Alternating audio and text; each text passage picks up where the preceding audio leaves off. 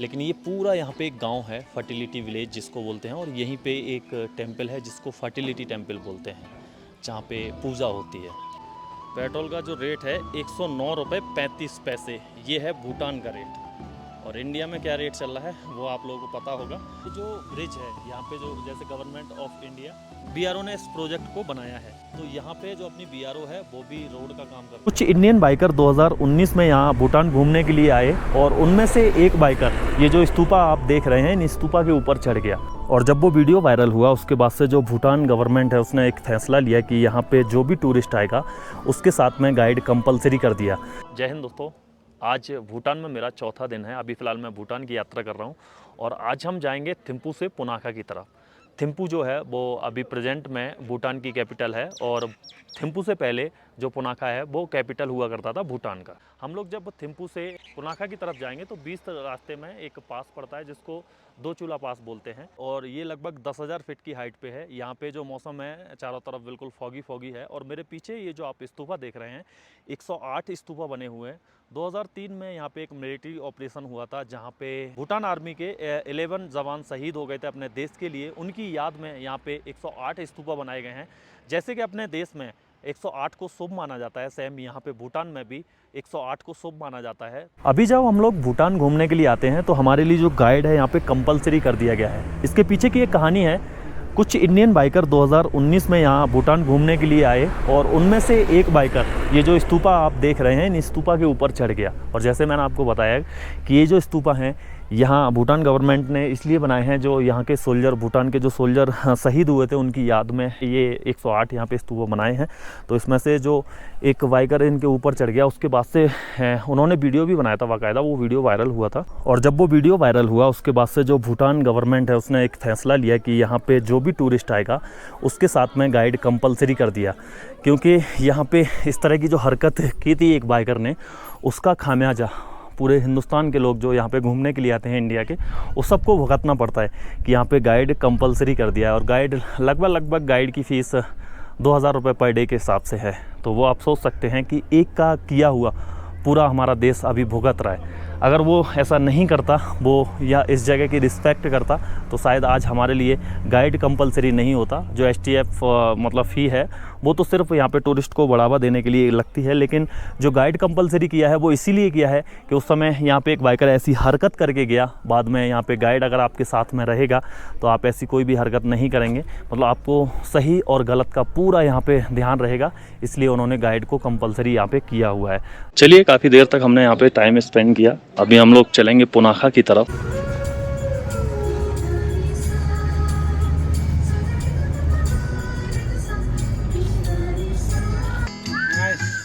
पहुंच चुका हूं पुनाखो, और जिस गांव में हूं ये है फर्टिलिटी विलेज, जहां पे फर्टिलिटी टेंपल है। यहाँ पे एक अजीब तरह की पूजा भी होती है। मैं बोल भी नहीं पा रहा हूँ क्योंकि मेरी जो ऑडियंस है वो थोड़ा सा शायद शर्माए इन चीज़ों को लेके। मैं भी थोड़ा शर्मा रहा हूँ, तो मैं विस्तार से इन चीज़ों के बारे में आपको नहीं बता सकता क्योंकि मुझे भी थोड़ा ठीक नहीं लग रहा है जिस तरह की मेरी ऑडियंस है। लेकिन ये पूरा यहाँ पे एक गांव है, फर्टिलिटी विलेज जिसको बोलते हैं, और यहीं पे एक टेंपल है जिसको फर्टिलिटी टेंपल बोलते हैं, जहाँ पे पूजा होती है।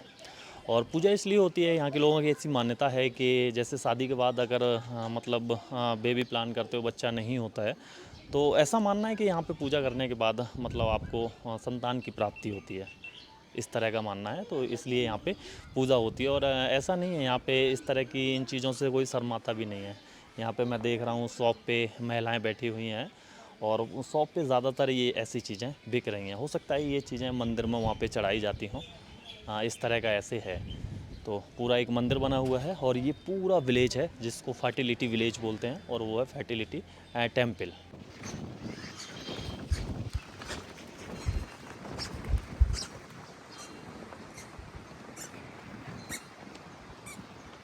तो फाइनली हम लोग पहुंच चुके हैं पुनाखा, और मेरे पीछे आप बैकग्राउंड में देख रहे हैं ये भूटान का सबसे सुंदर फोर्ट है जो पुनाखा के अंदर स्थित है। और जैसे कि मैंने आपको बताया था कि 1955 तक ये पुनाखा जो है ये पहले कैपिटल हुआ करता था भूटान का।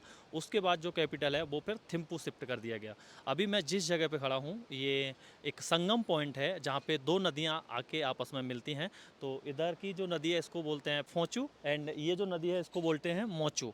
तो मोचू का मतलब होता है, मतलब यहाँ पे इसको फीमेल से रिप्रेजेंट, और ये वाला जो है इसको मेल से रिप्रेजेंट किया गया। इसका मतलब ये है कि इसकी जो धारा है वो बहुत ज़्यादा तेज है, तो इसलिए इसको मेल से रिप्रेजेंट किया गया है, और इसको ये धारा बहुत स्लो स्लो है, इसको फीमेल से रिप्रेजेंट किया गया है। दोनों का जब संगम होता है तो बोलते हैं पुना सांचो। तो चलिए अब हम चलते हैं फोर्ट की तरफ।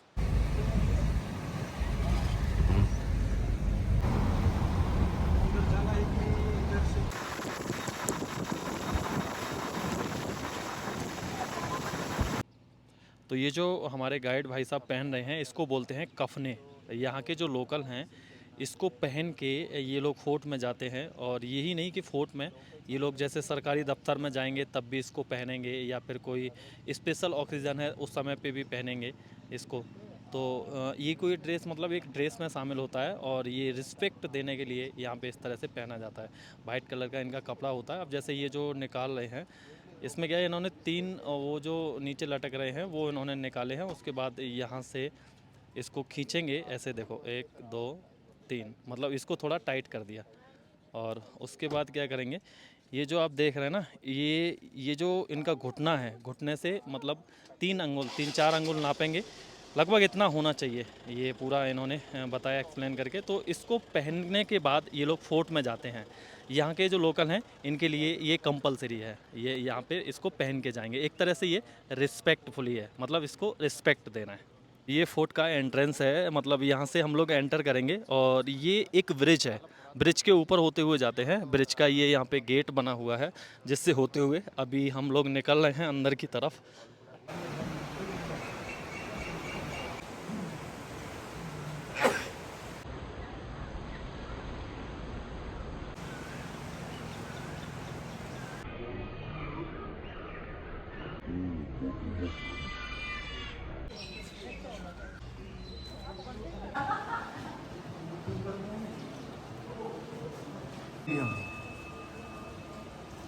जैसे ही हम फोर्ट के अंदर एंटर होते हैं, यहाँ पे एक बड़ा सा आपको स्तूपा देखने को मिलेगा, और यहाँ पे एक पीपल का बहुत बड़ा पेड़ है।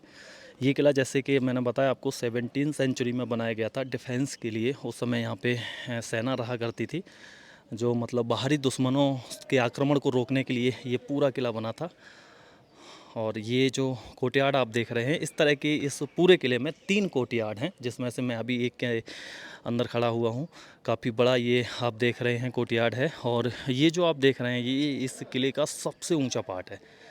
आप लोग देख पा रहे होंगे, लगभग 3 से 4 मंजिल है, और ऊपर तक बहुत ही शानदार ये बना हुआ है। आप लोग इसके आर्किटेक्चर को देखिए, कितना ज़्यादा खूबसूरत ही बना हुआ है। ये देखिए पूरा लकड़ी पे डिज़ाइन को उकेरा गया है। वाह, ये देखो कितनी बारीक तरीके से इसमें काम किया गया है। और यहाँ पे देखेंगे तो कुछ इस तरह के यहाँ पे रूम्स बने हुए हैं, और ऊपर भी जो ऊपर वाली मंजिल है उसमें भी इसी तरह के रूम्स बने हुए हैं इसमें। और इस किले के अंदर एक मंदिर है जो टूरिस्ट के लिए ओपन है, तो अभी हम उस मंदिर के तरफ भी चलते हैं। शायद वहाँ पे बुद्धा का बहुत बड़ा स्टेचू हो सकता है, क्योंकि यहाँ पे जितने भी मंदिर यानी मोनिस्ट्री हैं उसमें बुद्धा का स्टेचू देखने को मिलता है। तो हम चलिए आगे की तरफ चलते हैं, उस मंदिर की तरफ।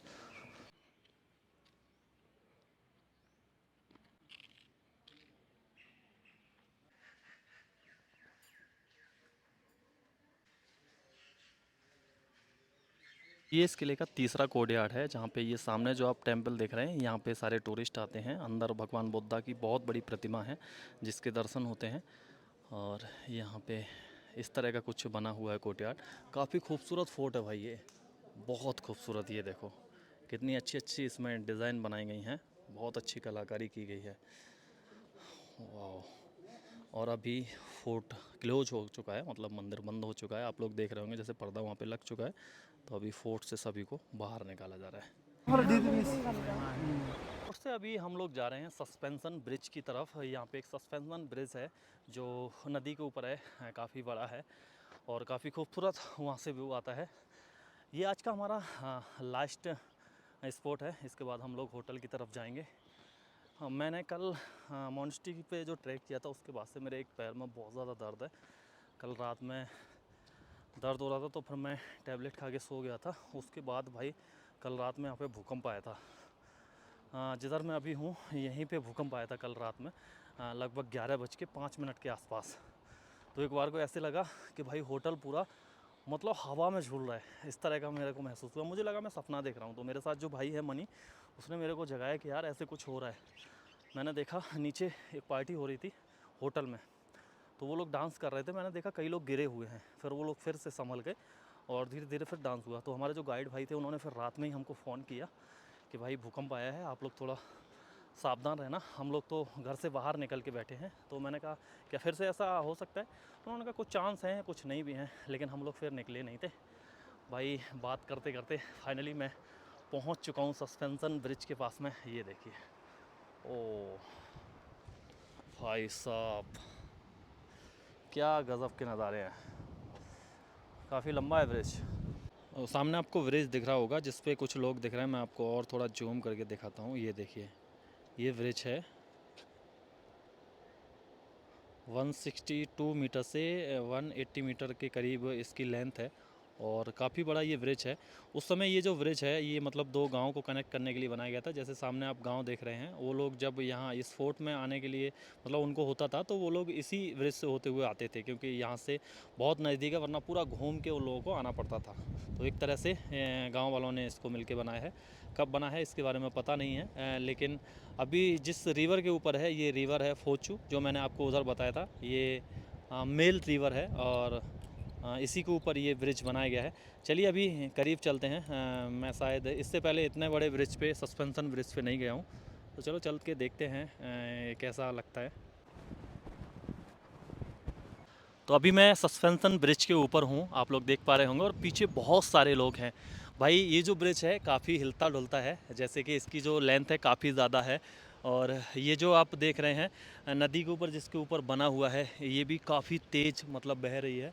लोग यहाँ पे अभी आते जाते रहते हैं। टूरिस्ट तो आते ही हैं, लेकिन उसके साथ साथ जो गांव के लोग हैं उधर, उस गांव के लोग वो इस गांव में आते हैं और इस गांव के लोग उस गांव में जाते हैं। तो एक तरह से आने जाने का ये एक साधन बनाया गया है। तो काफ़ी खूबसूरत ये ब्रिज है और इसकी लेंथ काफ़ी है, तो बहुत अच्छा लगता है। आप जब भी इधर आएँ तो एक बार इस पे ज़रूर आके देखें। जब आप यहाँ पे खड़े होके नदी का नज़ारा देखते हैं तो काफ़ी खूबसूरत नज़र आता है। तो अभी शाम हो चुकी है, हम लोग सस्पेंशन ब्रिज देख के वापस आ चुके हैं। आज हमारा पूरा दिन कंप्लीट हो चुका है। अब हम लोग होटल में जाने वाले हैं।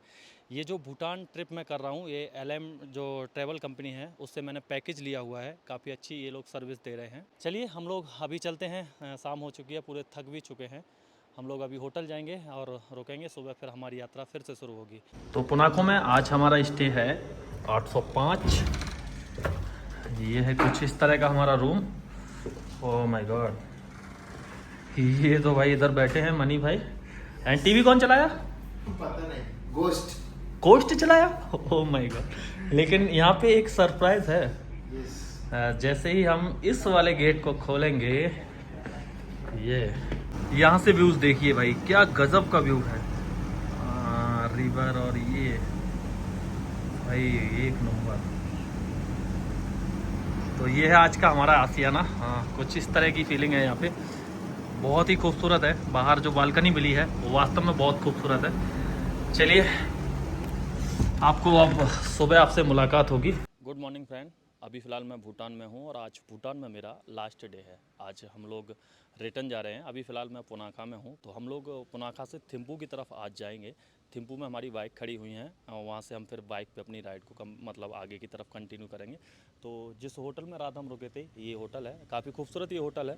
हमारा जो रूम था वो पीछे की तरफ था, काफ़ी खूबसूरत रूम था। और रूम के जो पीछे नज़ारे थे ना, पीछे से यहाँ पे एक नदी निकल रही है, तो बहुत ही खूबसूरत इस होटल के नज़ारे थे। तो आज हम यहाँ से निकल रहे हैं, यहाँ से थिम्पू जाएंगे और थिम्पू से बाइक उठाने के बाद फिर हम लोग चलेंगे बॉर्डर टाउन, जहाँ पे हमारा मतलब होटल है, वहाँ हम रुकेंगे और कल हम भूटान से निकल जाएंगे। ये पूरे भूटान ट्रिप का हमने पैकेज लिया था LM ट्रैवल से, जिनसे हम इस पैकेज को लेके ये पूरी भूटान ट्रिप को कर रहे हैं। चलिए हम लोग निकल चुके हैं अभी होटल से।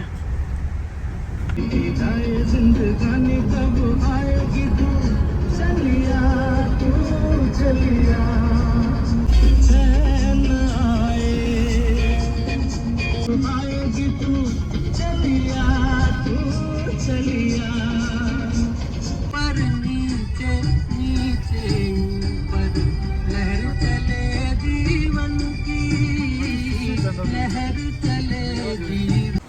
हाँ जी लाइए। चलिए तो हम लोग अभी थिम्पू पहुंच चुके हैं और ये हमारी यहाँ पे बाइक खड़ी हुई है। तो अब हम लोग बाइक से चलने वाले हैं। ये हमारी गाड़ी थी जिससे हम लोग अभी यहाँ तक आए हैं। अभी ये गाड़ी हमारे साथ साथ चलेगी, हम बाइक से चलेंगे और हमारे जो गाइड भाई हैं और जो ड्राइवर साहब हैं वो साथ में चलेंगे। हम लोग कल यहीं से गए थे थिम्पू, इसी होटल में हम लोगों ने स्टे किया था। काफ़ी शानदार ये प्रॉपर्टी है और बिल्कुल मार्केट में हम लोग रुके थे।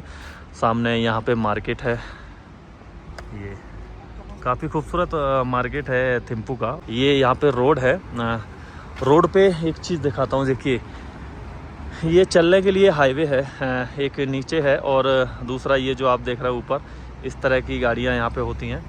गाड़ी ज़्यादातर अपनी यही सुजुकी और ये मतलब जो इंडिया में अपने में मिलती हैं वही गाड़ियाँ इधर भी हैं। ज़्यादातर टोयोटा की गाड़ियाँ यहाँ पे ज़्यादा मिलती हैं। आप यहाँ पार्किंग में ये गाड़ियाँ लगी हुई देख रहे होंगे तो आप लोगों को लग रहा होगा कि ये गाड़ियाँ रोड पे खड़ी हैं, लेकिन ये गाड़ियाँ रोड पे नहीं हैं। आप लोग देखेंगे तो रोड के साइड में ये जो वाइट वाला निशान आपको दिख रहा है ना, ये इस तरह की पार्किंग यहाँ बनाई जाती है। ये इस रोड पे है। अब जैसे वो रोड है वो चलता हुआ है, ये सर्विस रोड है, तो सर्विस रोड पे इस तरह की यहाँ पे पार्किंग होती है और उसी पार्किंग में यहाँ पे गाड़ियाँ आप खड़ी कर सकते हैं। तो पार्किंग के लिए यहाँ पे अलग व्यवस्था की गई है। पुष्पा का ट्रक भी आ गया भाई। मतलब आपको यहाँ पे आने पे ऐसे नहीं लगेगा कि हम इंडिया से कहीं बाहर है, ऐसे लगता है कि हम इंडिया में ही हैं। ये होटल है। चलिए अब हम लोग निकलते हैं क्योंकि यहाँ से सफ़र अभी लंबा है। लगभग हमको 250 किलोमीटर का सफ़र अभी और करना है।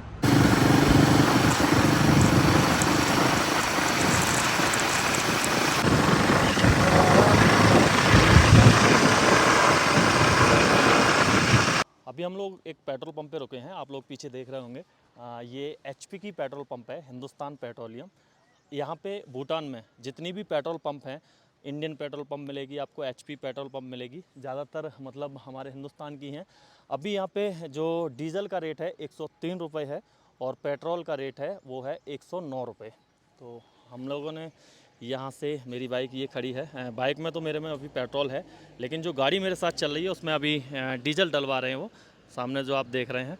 तो मैंने कहा एक बार आप लोगों को बता दूं कि यहाँ पे क्या रेट है। मैं एक बार आपको जूम करके दिखाता हूँ। ये देखिए 103 रुपये ये डीजल का रेट है, आपको सामने नज़र आ रहा होगा। ये है 103 रुपये डीजल का रेट। चलिए मैं आपको दिखाता हूँ यहाँ पे पेट्रोल के रेट। ये देखिए यहाँ पे ये पेट्रोल का है। तो पेट्रोल का जो रेट है 109 रुपये 35 पैसे, ये है भूटान का रेट। और इंडिया में क्या रेट चल रहा है वो आप लोगों को पता होगा। डीजल का यहाँ पे 103 रुपये है। तो चलिए चलते हैं, हम लोग अभी आगे की तरफ जा रहे हैं। तो यहाँ पे पेट्रोल पंप पड़ा तो मैंने कहा क्यों ना आप लोगों को दिखा दिया जाए कि यहाँ पे क्या प्राइस चल रहे हैं पेट्रोल और डीज़ल के। आप लोगों ने देख लिया होगा और ये भी अभी बढ़े हैं।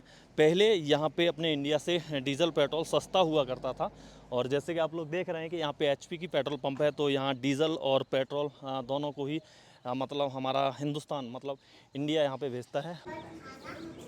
अभी हम लोगों ने खाने के लिए एक ब्रेक लिया है। पीछे मेरे देखोगे यहाँ पे एक रेस्टोरेंट है जहाँ पे अभी हम खाना खाएंगे। 12:30 बज चुके हैं। सुबह हम लोग नाश्ता करके निकले थे। यहाँ पे पहले खाना पीना खाते हैं और उसके बाद फिर हम आगे निकलेंगे। मौसम बारिश जैसा हो रहा है, कभी भी बारिश हो सकती है, मतलब बादल जैसे हो रहे हैं। ऊपर अगर देखो पूरा फॉगी मौसम है और यहाँ पे ये है रेस्टोरेंट। तो चलिए चलते हैं, पहले खाना खाते हैं और उसके बाद फिर हम लोग आगे की तरफ निकलेंगे। यहाँ पे हमने ये थाली लगवाई है जिसमें दाल भी मिली है, छोले भी मिले, चावल और ये यहाँ की लोकल सब्जी है और ये है दही और पापड़ भी मिला है। इस तरह का शानदार नज़ारे हैं यहाँ पे जिनको एंजॉय करते करते हम लोग इधर खा रहे हैं खाने को। भूटान में घूमते हुए जब आप ब्रिज के ऊपर से होके निकलेंगे तो आपको इस तरह के बोर्ड दिखाई देंगे जिसमें इधर ये भूटान का फ्लैग है और ये इंडिया का फ्लैग है। तो यहाँ पे इसके बारे में लिखा हुआ है, मतलब ये जो ब्रिज है यहाँ पे जो जैसे गवर्नमेंट ऑफ इंडिया BRO ने इस प्रोजेक्ट को बनाया है, यहाँ पे उसके बारे में लिखा हुआ है। तो यहाँ पे जो अपनी BRO है वो भी रोड का काम करती है और ज़्यादातर जो ब्रिज होते हैं वहाँ पे इस तरह के बोर्ड आपको देखने को मिलेंगे जहाँ पे इंडिया और भूटान का फ्लैग देखने को मिलेगा। इस तरह के आपको बोर्ड नज़र आएंगे जब आप किसी ब्रिज पे होके हुए निकले होगे। अभी ये जो ब्रिज है ये नया बन रहा है, मतलब अभी इसको स्टार्ट नहीं किया है, उधर से होते हुए गाड़ियाँ निकल रही हैं। तो इसका यहाँ पे लिखा हुआ है नवंबर 2023 कंप्लीट डेट। तो 2023 में इसको कंप्लीट हो जाना चाहिए था, लेकिन अभी भी ये अभी फ़िलहाल है तो कंप्लीट। लेकिन ये जो जहाँ पे बना हुआ है बहुत ही डेंजर एरिया है। यहाँ लैंडस्लाइडिंग का देखो कितना ज़्यादा खतरा है। मैं आपको थोड़ा सा आगे चल के दिखाता हूँ। इधर देखो कितने खूबसूरत नज़ारे हैं, और यहाँ से ये देखो सबसे ज़्यादा ख़तरनाक ये एरिया है। ये वाला जो ब्रिज आप देख रहे हैं ये पुराना ब्रिज है, और ऊपर से आप देखेंगे तो ये देखो अभी पानी आ रहा है ना, और वो पूरे पत्थर गिरे हुए हैं। मतलब ये वाला जो जोन है ये सबसे ज़्यादा यहाँ पे लैंडस्लाइड होती है, इसीलिए इस ब्रिज को अभी बंद किया जा रहा है। उसके बदले में यहाँ पे ये नया ब्रिज बना दिया है। तो जब आप भूटान में घूमेंगे और भूटान में आपको इंडियन फ्लैग जगह जगह देखने को मिलते हैं, तो बड़ा ही प्राउड फील होता है कि मतलब हमारा देश दूसरे देश के लिए मतलब इतना कुछ कर पा रहा है। तो जब आप यहाँ ऐसे देखते हैं तो आपका सीना गर्व से चौड़ा हो जाता है।